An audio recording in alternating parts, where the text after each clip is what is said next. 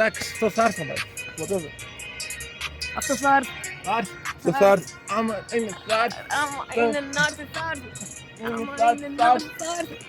Άμα είναι. Άμα είναι θα έρθει, θα έρθει. Άμα είναι θα έρθει, θα έρθει. Άμα είναι Θα έρθει, θα έρθει, θα έρθει. Άμα είναι θα έρθει, θα έρθει, θα έρθει. θα έρθει. Και δεν ήρθε.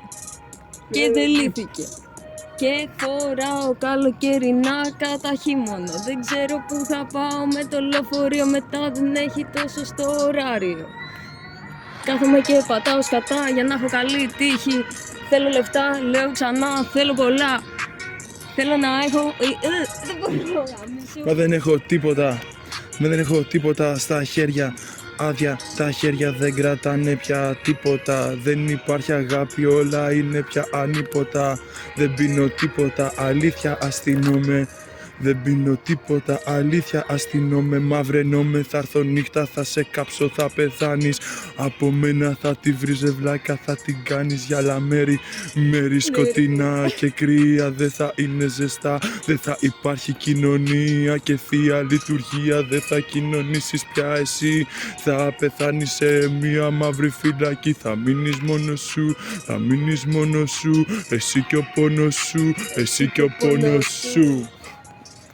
Θα είσαι μόνος σου μαλάκα. Δεν θα υπάρχει καμία πια καβάτσα. Δεν θα σε σώσει καμία κοινωνία. Δεν θα σε σώσει καμία Παναγία.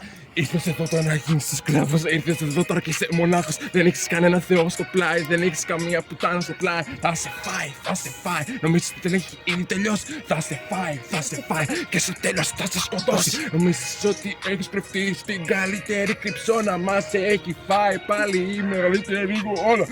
Οι γοργόνες λένε είναι κρυμμένες στον ωκεανό και υπάρχουν πάλι στο μυαλό. Μια γοργόνα. Ότι είναι να έρθει, θα έρθει. Θα έρθει. Θα έρθει. Γοργόνα.